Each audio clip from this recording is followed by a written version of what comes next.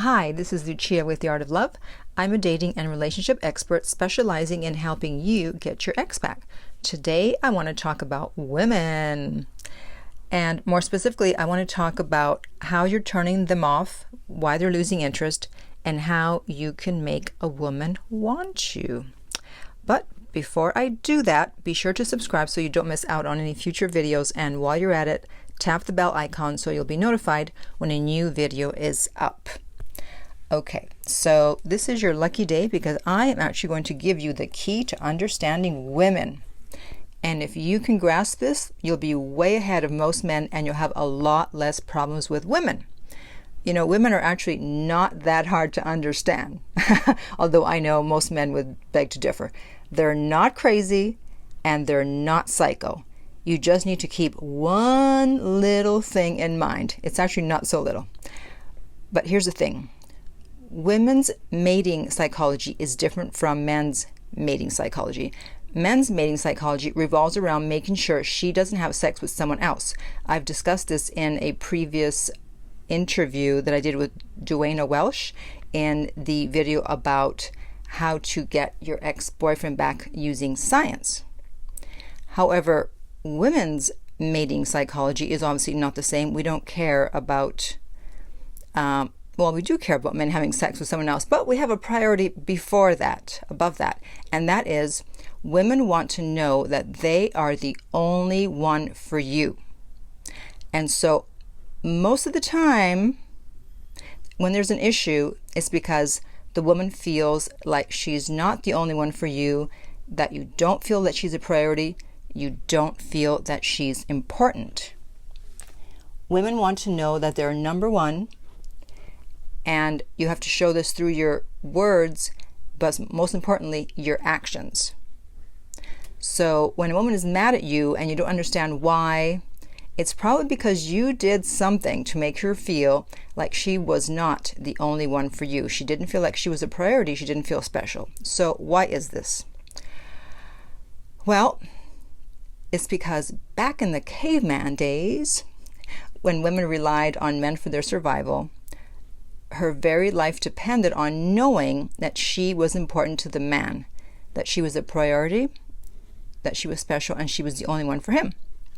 Because otherwise, he could easily get rid of her, which would probably mean that she would die if she didn't have a man to take care of her way back then. Luckily, things have changed. However, mating and dating psychology hasn't really changed that much. That's still in the back of our minds. I know that for myself, 90% of the time when I've broken up with a guy, it's because I felt as if I wasn't the only one for him. I wasn't a priority. I wasn't special.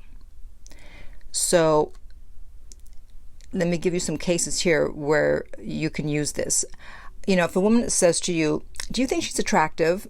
Whether she's talking about a celebrity or just another female in the room or a female on TV or in a magazine, whatever, the correct answer is not, nah, she's not attractive. You know, yeah, right. Yeah, Angelina, are you kidding? She's ugly. You're supposed to say, I'm sure most people would agree that she's attractive, but you're the only one for me. She will love you for it. Now, online, if you're not getting a lot of responses, it's probably because you're not showing future commitment signals by saying something personal. Women look for future commitment signals. This is why they want the guy to pay on the first date, even if they have as much money or more than the guy. Because if a guy isn't willing to invest his resources, then he's probably looking for something casual. So women want to know that you are looking for something more than just casual. And so online, if you write to a woman and you just say, hey, or hey, beautiful, or you're hot, you're not saying anything personal. You could have said that to anyone. And so if they're really not that interested, if they could go either way and you just say, hey, or hey, beautiful, or you're hot, then you're not going to get a response. So you need to look at her profile and say something personal about her profile.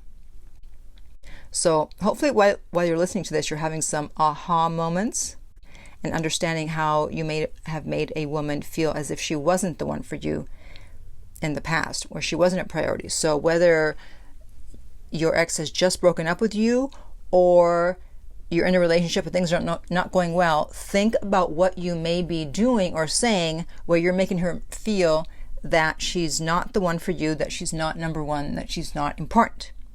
Now, having said all that, this does not give you a license to be a wimp, to be a doormat, to be a beta male. You still need to be an alpha male. You still need to set boundaries, and you still need to call her out on things if she's in the wrong. You definitely still need to do all that. But at the same time as you're being alpha and you're not letting her walk all over you and you're setting boundaries, you still need to let her know through your words and your actions that she is the only one for you. All right? So if you're going through a breakup, I know it's a painful time. I definitely feel you. I know you want to reach out, but it's probably not a good idea. So instead, I suggest that you contact me for a private coaching session, and I will get you your ex back if it's possible. You can contact me at my website, theartoflove.net. If you're listening on YouTube, remember to like and subscribe and also share. If you're listening on iTunes, I would appreciate if you would rate and review the podcast. And finally, remember that love inspires, empowers, uplifts, and enlightens.